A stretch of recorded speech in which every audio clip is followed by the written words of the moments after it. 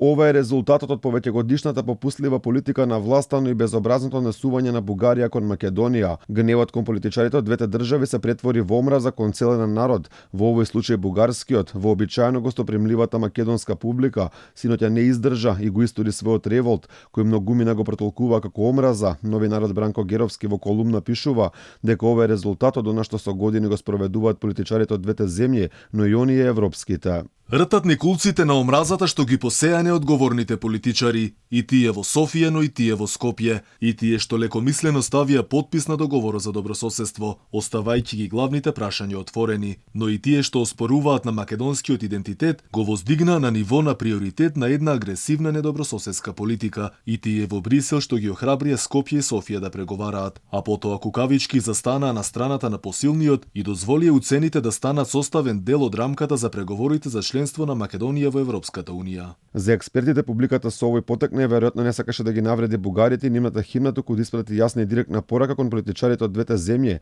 Социологот Илија Ацевски за Алфа вели дека ваквата реакција била сосем очекувана, потенцирајќи дека свирежи на химни на други репрезентации никогаш немало. Таа реакција е нормална, условно велам нормална, на една публика, на една маса, која што дошла на стадион и го изразува на таков начин својот револт.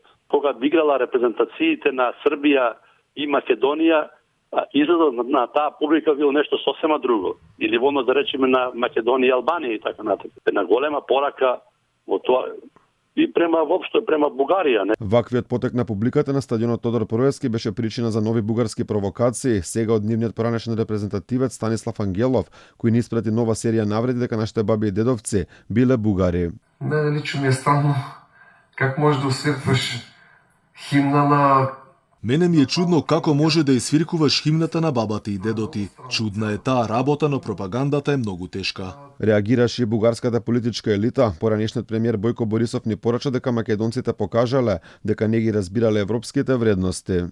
Како бугарин и љубител на фудбалот, категорично го осудувам сквернавењето на бугарската химна на почетокот на надпреварот Македонија-Бугарија. За жал, со ваквите постапки нашите соседи од Македонија не покажуваат дека ги разбираат европските вредности.